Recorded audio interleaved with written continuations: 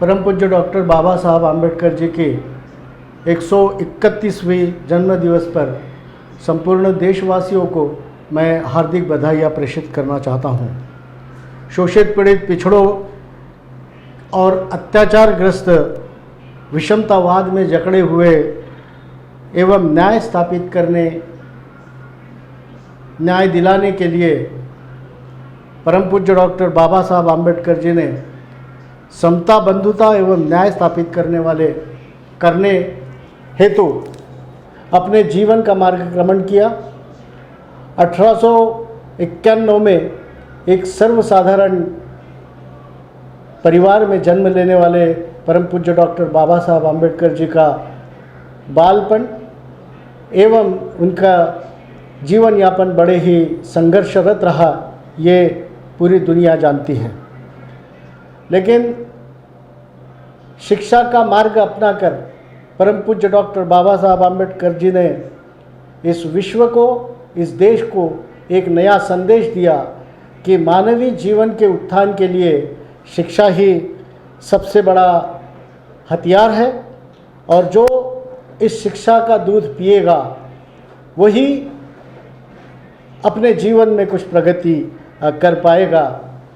परम पूज्य डॉक्टर बाबा साहब आम्बेडकर जी के, जैसा कि मैंने कहा, शुरुआती दिन बहुत ही संघर्षमय रहे, लेकिन उनकी जिद और उनकी मेहनत के सामने सारे संकट, सारे संघर्ष कमज़ोर हो गए और बाबा साहब जी ने अपने जीवन में प्रगति साधने का जो मार्ग अपनाया था उसमें वो यशस्वी भी हुए और उनके अपने जीवन के सपने को पूरा करने में उन्होंने यश प्राप्त किया। परम पूज्य डॉक्टर बाबा साहब आम्बेडकर जी का जो भी शैक्षणिक जीवन था, शुरुआती जीवन था, उन्होंने उसमें सिर्फ अध्यापन, पूरे देश दुनिया का अभ्यास करना, यही उनका मकसद था, जिसके माध्यम से जब लंदन स्कूल ऑफ इकोनॉमिक्स से DSc और D.Litt उन्होंने किया, प्रॉब्लम ऑफ रूपी का जो थीसिस उन्होंने प्रेजेंट किया, उस थीसिस से दुनिया के इंटेलेक्चुअल लोगों में बाबा साहब की एक प्रतिमा बनी। जिस संघर्ष को देखते हुए उन्होंने ये मुकाम हासिल किया था, उस मुकाम की तरफ पूरे दुनिया के इंटेलेक्चुअल ज्ञानी लोगों का ध्यानाकर्षण हुआ। मैं बाबा साहब के सामाजिक कार्यों की तरफ आना चाहूँगा कि 1921 से लेके बाबा साहब ने इस भारत देश की, इस देश के दलित, शोषित पिछड़ों की जो सामाजिक अवस्था थी, उस अवस्था को,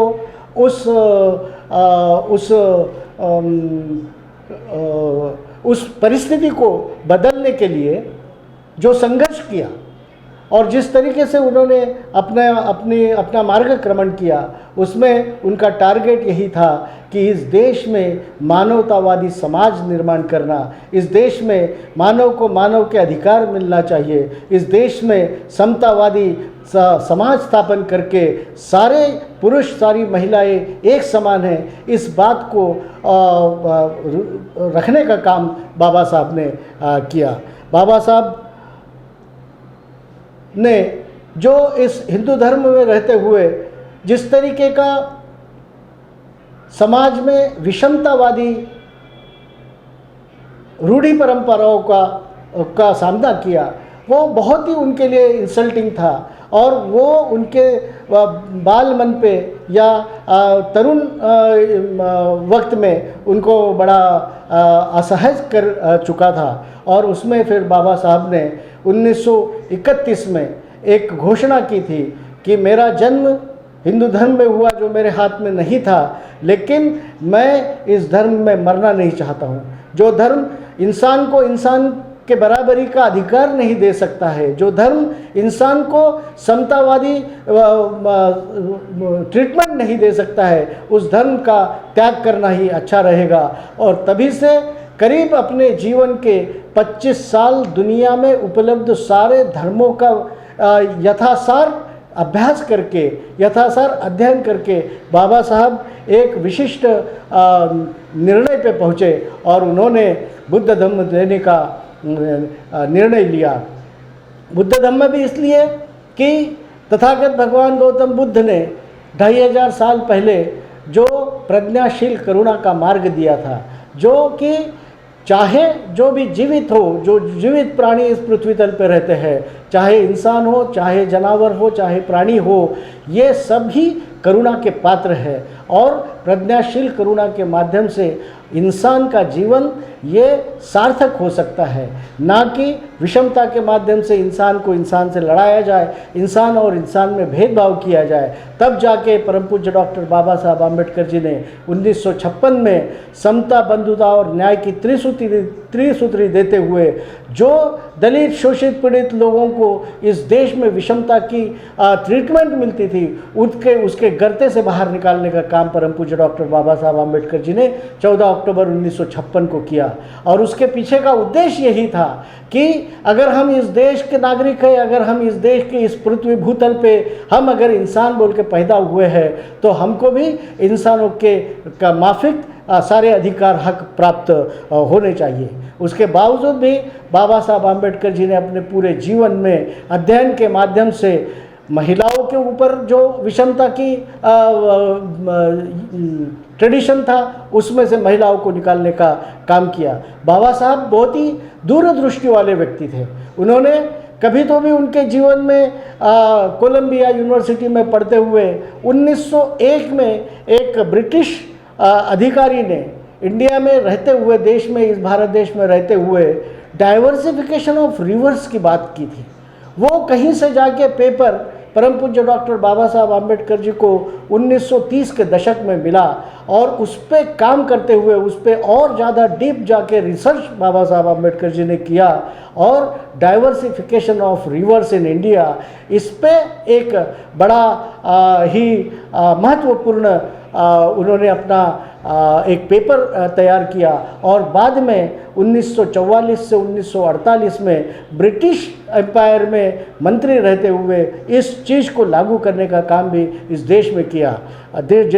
जिस देश में आज हम लोग या हमारी सरकारें, हमारी सत्ताधारी लोग डाइवर्सिफिकेशन ऑफ रिवर की से बात करते हैं, उस बात को बाबा साहब आम्बेडकर जी ने 70 साल पहले इस देश में ना सिर्फ चर्चा में लाया, बल्कि उसको अमल में भी लाने की कोशिश की। आप सभी को पता होगा शायद कि चाहे भाखरा नांगल डैम हो, चाहे हीराकुंड धरण हो, चाहे उस तरफ की नदियों का डाइवर्सिफिकेशन हो, इस पे काम भी किया। और आज जो हरियाणा, पंजाब ये सुजलाम सुफलाम दिखने का काम हो रहा है, जो गंगा नदी पूरे उत्तर भारत को बहा के ले जाती है, उसको आज अगर हम लोग डाइवर्सिफाई कर दिया जाए तो ये एक नेचुरल रिसोर्स इस देश की प्रगति के लिए बहुत ही कारगर हो सकता है, कामयाब कर सकता है इस देश को। इस तरीके का विजन परम पूज्य डॉक्टर बाबा साहब आम्बेडकर जी ने उस वक्त रखने का काम किया था। बाबा साहब आम्बेडकर जी की महत्ता को पे प्रकाश डालते हुए मुझे एक बात याद आती है कि जब बाबा साहब आम्बेडकर जी ने लंदन में रहते हुए प्रॉब्लम ऑफ रूपी लिखा था, उस वक्त ब्रिटिश सरकार खुद यहाँ के देश में ब्रिटिश सरकार द्वारा किस तरीके का चलन चलाया जाए, क्या वो एक्सचेंज पॉलिसी क्या होगी, या कि किस तरीके का विनिमय किया जाएगा करेंसी एक्सचेंज पॉलिसी क्या होगी, क्या चीज़ों से चीज़ों को एक्सचेंज किया जाए या कोई करेंसी क्रिएट की जाए, ऐसी द्विधा मनस्थिति में जब थे, तो उस वक्त बाबा साहब का 25 साल पहले लिखा हुआ ये प्रॉब्लम ऑफ रूपी जो इस देश के विनिमय पे था, उस पे अभ्यास करके उसी के आधार पर ब्रिटिश सरकार ने भी रिजर्व बैंक ऑफ इंडिया की स्थापना करने का काम किया था। बाबा साहब की महत्ता पे और प्रकाश डालने की बात अगर है तो इस देश की जो 50% पॉपुलेशन है, जिसमें महिलाएं आती है, 50% अगर पुरुष होंगे तो 50% महिलाएं जो है, उनके लिए भी पुरुष के बराबरी का अधिकार महिलाओं को मिलना चाहिए इस समाज में, इस देश में, ऐसी बात रखने की एक बहुत ही हिम्मत वाली बात परम पूज्य डॉक्टर बाबा साहब आम्बेडकर जी ने की थी। नहीं तो उसके पहले मनुस्मृति को अपना आदर्श मानने वाले लोगों ने इस समाज के बराबरी का हक रखने वाली महिलाओं को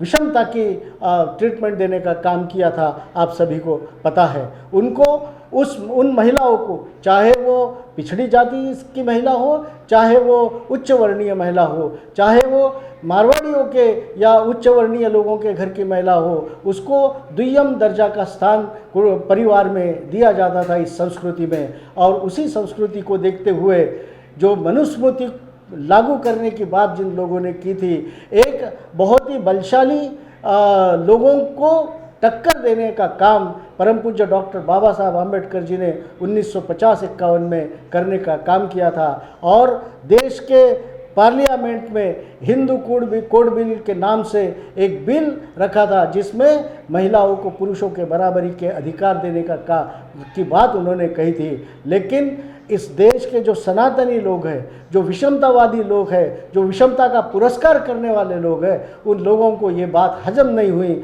और वो बिल यहाँ पे लागू नहीं हो सका। बाद में गवर्नमेंट ऑफ इंडिया और भारत सरकार के कुछ तज्ञों के बीच में इस बात की चर्चा हुई और बाबा साहब आम्बेडकर जी ने की हुई ये जो प्रोविज़न था महिलाओं के लिए, इसकी संयुक्तता उनके ध्यान में आई और फिर धीरे धीरे करके हिंदू कोड बिल को अलग अलग बिलों के नाम से लागू किया गया। इसीलिए आज इस देश में महिलाएं पुरुषों के कंधे को कंधा लगा के चलने में सक्षम हो चुकी है। आज महिलाएं कहीं भी पुरुषों से पीछे नहीं है। ये चित्र इस देश में जो देखने को मिलता है, इसका सारा श्रेय सिर्फ और सिर्फ परम पूज्य डॉक्टर बाबा साहब आम्बेडकर जी को जाता है। मैं ये कहना चाहूँगा इस अवसर पर कि परम पूज्य डॉक्टर बाबा साहब आम्बेडकर जी की जो दूरदृष्टि थी, वो समाज में समता लाने की बात इसलिए करते थे ताकि उसी के भरोसे पे इस देश की प्रगति, इस देश का विकास पूरा डिपेंड करता है। इस बात से वो बहुत अच्छी तरह से वाकिफ़ थे। परम पूज्य डॉक्टर बाबा साहब आम्बेडकर जी ने इस देश में सिर्फ दलित, शोषित, पीड़ित, अन्यायग्रस्त लोगों के लिए काम नहीं किया। उनका एक बड़ा ही अच्छा स्लोगन उन्होंने दिया कि मैं पहले भी भारतीय हूँ और अंतिमतः भी मैं भारतीय हूँ। इसका मतलब ये है कि परम पूज्य डॉक्टर बाबा साहब आम्बेडकर ये सच्चे राष्ट्रवादी थे, ये सच्चे देश प्रेमी थे, ये सच्चे देशभक्त थे। इस बात को कोई नकार नहीं सकता, इसको कोई कभी नकारा नहीं जा सकता। परम पूज्य डॉक्टर बाबा साहब आम्बेडकर जी ने जिन लोगों को उनके अधिकारों से वंचित इस देश में किया गया था, उनके लिए भी लड़ाई लड़ने का काम किया था और फिर इस देश के सारे दिग्गज राजनेताओं के साथ में भी लड़ने का काम उन्होंने किया। उसका एक बड़ा अच्छा उदाहरण मैं आपको देना चाहता हूँ कि जो पूना पैक्ट वाली बात आप सभी लोग जानते हैं, उसमें एक सदस्य मतदार संघ की मांग परम पूज्य डॉक्टर बाबा साहब आम्बेडकर जी ने की थी। या फिर यूँ कहिए कि अनुसूचित जाति, जमाती, दलित, शोषित, पीड़ित लोगों के लिए उनके अपने मतदार संघ होने चाहिए। उनके अपने समस्याओं को विधानमंडलों में on the floor of the houses रखने के लिए उनके प्रतिनिधि पूरी संख्या में उस विधानमंडलों के इसमें लोक प्रतिनिधि बोल के जाना चाहिए। अपने उनकी समस्याओं को रखने का उनको मौका मिलना चाहिए। इसलिए ब्रिटिश सरकार से भी और इस देश के राजनेताओं से भी उन्होंने मांग की थी कि दलितों के लिए और पिछड़ों के लिए और आदिवासियों के लिए उनके सेपरेट इलेक्टोरेट्स होना चाहिए, स्वतंत्र मतदार संघ होना चाहिए, ताकि इनकी समस्याओं को सरकार के सामने रखने का अधिकार उनके माध्यम से वो उनको मिले और वो अपनी समस्याओं को सरकार के दरवाजे तक पहुंचाने का काम करे।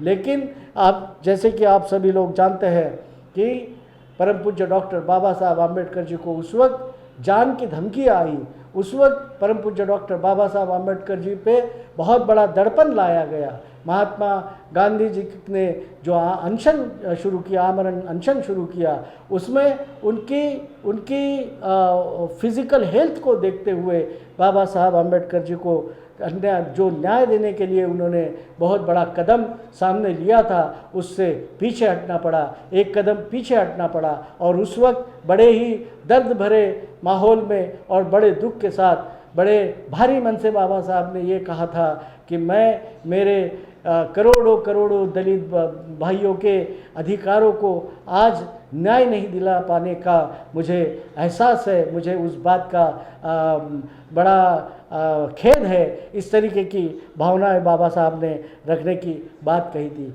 आज भी आप देखेंगे कि हम ये पुरोगामी देश कहने की कोशिश करते हैं। इस देश को पूरे दुनिया में एक धर्मनिरपेक्षतावादी देश कहा जाता है, लेकिन जब लोगों में समानता और समता की भावना उत्पन्न करने की बात होती है, तो कुछ लोगों को जो मनुवादी है, जो मनुस्मृति को अपना आदर्श मानते हैं, जो मनुस्मृति का राज्य इस देश में लाना चाहते हैं, फिर विषमतावाद, फिर वही द्वियमता की भूमिका निभाने की बात होती है, ऐसे लोग आज भी समता इस शब्द को मानने को तैयार नहीं है। आज इस देश में इतना प्रगत हो चुका है, ऐसा हम कहते हैं, उस देश में समता के अगेंस्ट में समरसता की बात करने की बात करते हैं। क्या मकसद है उनका? क्यों उनको समता ठीक नहीं लगती? क्यों आज भी उनको समता डाइजेस्ट नहीं हो रही है? समता ये शब्द क्यों उनको पच नहीं रहा है? इसका विचार करने की आज सही मायने में आवश्यकता है। समरसता क्यों चाहिए? आप हमारे संस्कृति में आइए, समरस हो जाइए। हम जो बोलेंगे उस तरीके का काम करिए। इस तरीके की भावना बताने वाले लोग आज भी इस देश में बड़े बढ़ चढ़ कर आगे आ रहे हैं। मैं आपको इस माध्यम से बताना चाहता हूँ कि समरसता के माध्यम से फिर उनको इस देश को 1500 साल पुराने मनुस्मृतिवादी देश में बदलने की कोशिश उनको करना है। और इस देश के जो मूल निवासी है, इस देश के जो हक और अधिकारों के लिए लड़ने वाले लोग हैं, उनको उनके अधिकारों से और हकों से वंचित करने के लिए इनके ये मंसूबे हैं। साथियों, ऐसे माहौल में हम लोगों को इसके लिए आगे आकर परम पूज्य डॉक्टर बाबा साहब आम्बेडकर जी का सपना पूरा करने के लिए संघर्षरत रहना पड़ेगा। ये भी आह्वान मैं आपको इस माध्यम से करना चाहता हूँ। परम पूज्य डॉक्टर बाबा साहब आम्बेडकर जी ने आधुनिक भारत में इस देश को राज्य घटना दी, इस देश को संविधान दिया। क्या कहता है ये संविधान? ये संविधान समतामूलक, बंधुतामूलक और न्यायमूलक संविधान इस देश को दिया हुआ है। इस देश में इस संविधान को नहीं मानने वाले लोगों ने इसका बवाल करके रखा हुआ है कि क्यों हम लोगों से तोड़ने का काम ना करें, क्यों हम लोगों को ही डिवाइड करें और अपने मंसूबे, मनुस्मृति के राज्य को लाने के मंसूबे पूरा करने का काम करें। साथियों, उनके मंसूबों को आज समझने की हम लोगों को कोशिश करनी पड़ेगी। मैं ये कहना चाहूँगा कि जिस राज्य घटना या संविधान के बदौलत इस देश पिछले 70-72 सालों से पूरी यशस्विता के साथ में चल रहा है, इस देश ने पूरी दुनिया में एक ऊंचाई हासिल की है कि एक बहुत ही सबसे बड़ा डेमोक्रेटिक देश दुनिया का, सबसे बड़ा सेक्युलर देश दुनिया का, जहाँ पे विविधता में एकता का प्रदर्शन होता है, विविधता में एकता देखी जाती है, ऐसे देश की तरफ पूरी दुनिया की नज़रें लगी हुई है। और यहाँ के समरसतावादी लोग इस देश की एकात्मता को तोड़ने का काम कर रहे हैं। मैं संविधान की बात करते हुए परम पूज्य डॉक्टर बाबा साहब आम्बेडकर जी की महत्ता को और प्रकाशित करना चाहूँगा कि आप सभी ने international fame doctor Nelson Mandela ji को सुना होगा।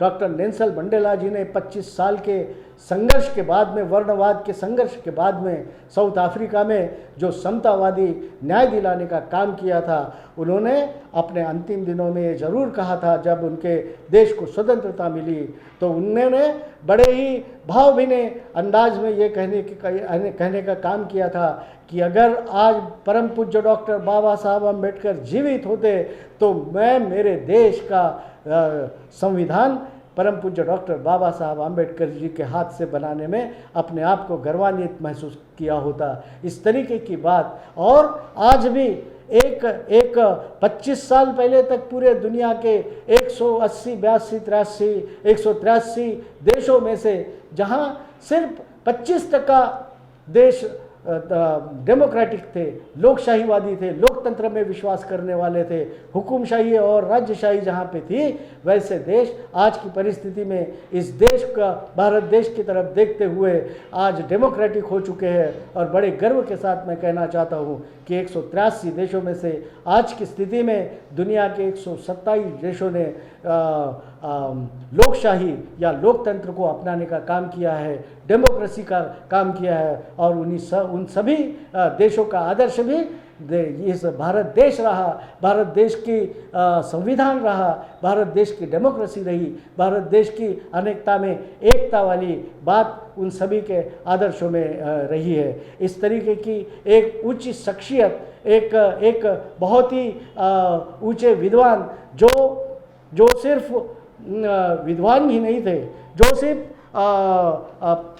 पढ़े लिखे ही नहीं थे, या जो सिर्फ राजनीतिक ही नहीं थे, वो एक दुनिया के माने हुए अर्थतज्ञ भी थे, वो धर्म अभ्यासक भी थे, वो एक बहुत बड़े समाज सुधारक भी थे, वो राजनीतिक तज्ञ भी थे, और वो देशभक्त भी थे, जिन्होंने अपनी पूरी आयु इस देश के लिए निछावर कर दी। ऐसे परम पूज्य डॉक्टर बाबा साहब आम्बेडकर जी के इस 131वें जन्मतिथि पर मैं सभी देशवासियों को पुनश्च एक बार बधाइयाँ प्रेषित करता हूँ, और आप सभी को इस मंगलमय दिन की पूरी शुभेच्छाएँ देते हुए आपसे विदा लेता हूँ और आपका आभार व्यक्त करता हूँ। धन्यवाद। जय भीम। नहीं, उसके पीछे ऐसा स्टेटमेंट करने के पीछे बाबा साहब का एक उद्देश्य था। उनका उद्देश्य ये था कि मैंने जिस मार्ग पे चलने के लिए आपको कहा है, वो आपके जीवन उत्थान के लिए कहा है। तो इसमें कि अच्छी चीज़ें आपने लेना चाहिए। मेरा जय जयकार करके, मुझे बड़ा करके आपके जीवन का उत्थान नहीं हो सकता, ये उनको अपेक्षित था या अभिप्रेत था। बाबा साहब ने ये कहा कि आप मेरा जय जयकार कर रहे हो, मुझे सर पे लेके नाच रहे हो, इससे आप लोगों का भला नहीं होगा। आपका भला होगा मैंने दिखाए हुए मार्ग पर चलने का। अब ठीक है, बाबा साहब ने जो शिका संगठित व आणि संघर्ष करा, इस तरीके का जो मंत्र दिया था, उसमें लोगों ने उसको भी अपनाया। मैं तो मेरे बुजुर्गों को बड़ा मैं उनको धन्यवाद देना चाहूँगा कि 1956 में एक बाबा साहब ने जो धम्म परिवर्तन की बात कही थी, उसको कौन लोग थे? वो तो सारे के सारे अशिक्षित थे। जो भी हमारे पूर्वज थे वो तो कभी स्कूलों में नहीं गए थे, लेकिन बाबा साहब के एक आह्वान पर उन लोगों ने अपने घरों में घरों के देवी देवताओं को सम्मानपूर्वक पानी में डुबोने का काम किया था, और उसके बाद में आने वाली पीढ़ी को पढ़ा लिखा कर अपने जीवन के उत्थान के हेतु संघर्ष करने को सिखाया था। लेकिन जी हाँ, मैं उसी पे आ रहा हूँ। लेकिन होता यह है कि एक स्पेसिफिक हाइट अपने प्रगति के साधने के बाद में हमारा आनंद, हमारा उत्साह, ये प्रदर्शित करने का भी एक नेचुरल टेंडेंसी हर व्यक्ति में होती है। हाँ, इसमें एक बात मैं जरूर कहना चाहूँगा कि इसका अतिरेक नहीं होना चाहिए। इसमें अपना आनंद व्यक्त करना, हर्षोल्लास करना, ये बातें सब ठीक है। उनको याद करके उनके नक्शो कदम पर चलने की बात करना, यह सब ठीक है। लेकिन किसी भी चीज़ का विभत्स प्रदर्शन, ये कभी कोई भी शुद्ध व्यक्ति या शिक्षित व्यक्ति इसको दुजोरा नहीं देगा। और शायद बाबा साहब अम्बेडकर जी को भी ये अपेक्षित नहीं था। तो ऐसे अति उत्साह में आकर इस तरीके का विभत्स प्रदर्शन करने वालों को भी मैं आपके माध्यम से आह्वान करना चाहूँगा कि शांतता में, अभ्यासपूर्ण तरीके से, शुद्धता के मार्ग से आप बाबा साहब आम्बेडकर जी को जयंती मना के हर्षोल्लास करें, आनंद उत्सव मनाएं। इसमें कोई गलत बात नहीं है। लेकिन किसी भी चीज़ का अतिरेक करके, किसी भी चीज़ का एग्जैगरेशन करके अपने इस आनंद उत्सव को कुछ गलत रास्ते पर लेके जाने का काम भी अति उत्साह में ना करें, ये भी आह्वान मैं करना चाहता हूँ। धन्यवाद।